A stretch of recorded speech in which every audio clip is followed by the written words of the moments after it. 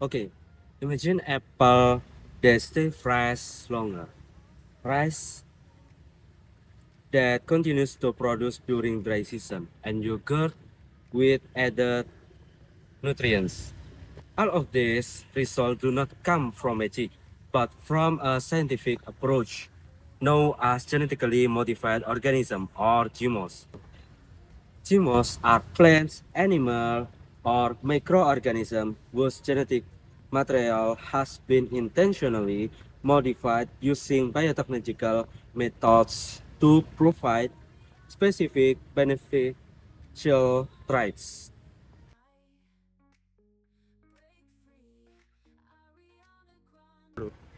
GMOs, what make them useful? They help farmers grow more food by resisting pests, disease, and tough of weather.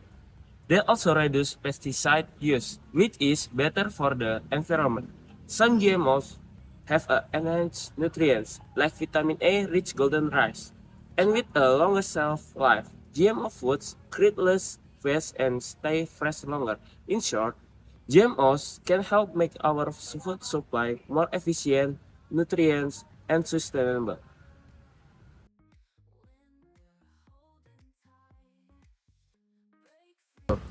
Genetically modified organisms or GMOs have several drawbacks that make them a subject of ongoing debate. They may pose potential long-term health risks and can negatively impact the environment through reduced biodiversity and increased chemical use. Moreover, GMOs can contribute to the loss of traditional farming practices and local crop varieties.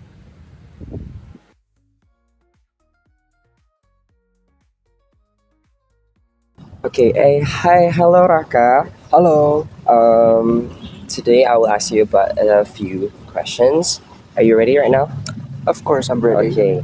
Okay, the first question is what do you know about GMO and what the benefits do you see from the GMO based food and what's the risk concerns of you the most from the GMO?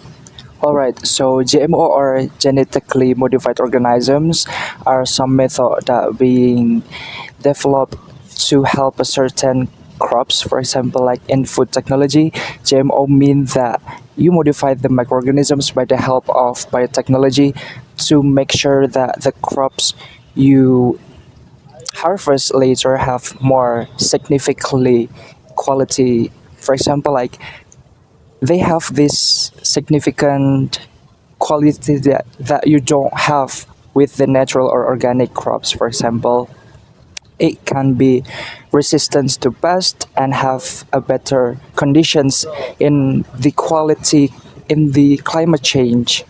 Okay, thank you, Raka, for your answer.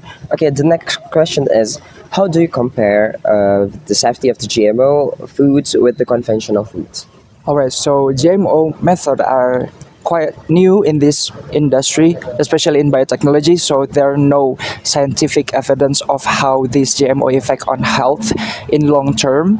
It is still on the process of knowing the long term effect of this GMO. But in our, if we look at this side for the short term effect, if we compare it to the organic food, it doesn't have anything that unusual from the safety. So for now, it is safe to say that GMO is have this capability to be the not not to be the, I don't know, the GMO is not really dangerous, but we don't know in a long term effect for now. For right now, right?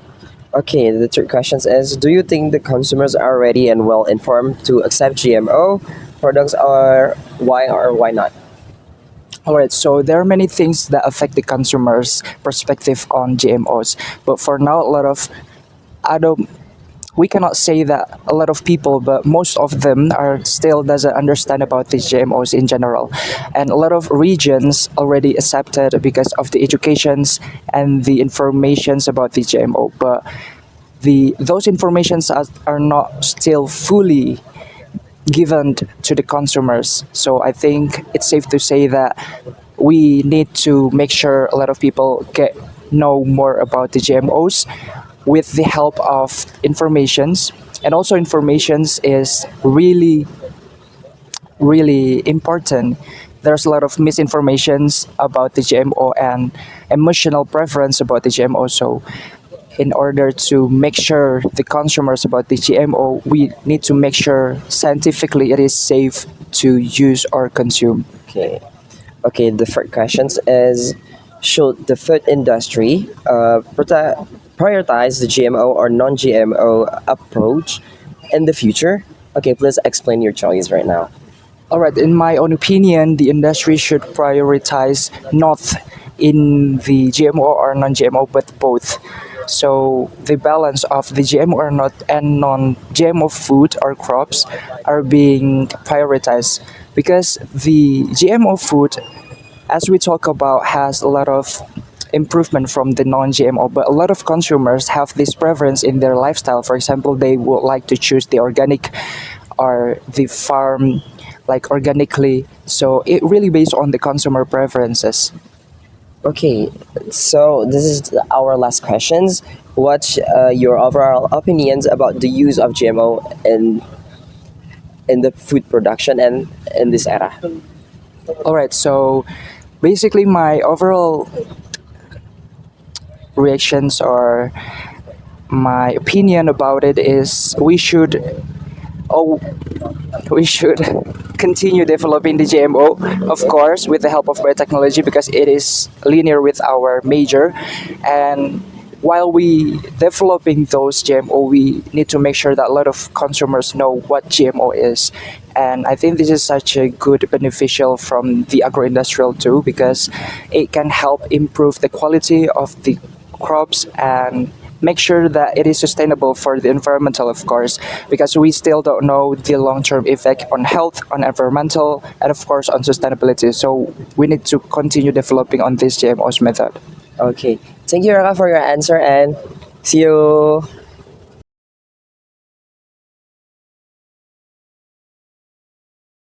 Genetically modified organisms or GMO are powerful tools for the food industry, capable of increasing resilience and yields, improving nutrition, and enhancing processing, but their benefits depend on careful trait selection, local agroecological context, robust risk assessment, and transparent regulation and social acceptance. Balanced evidence-based policy and continuous scientific monitoring are essential to realize potential benefit while managing risk.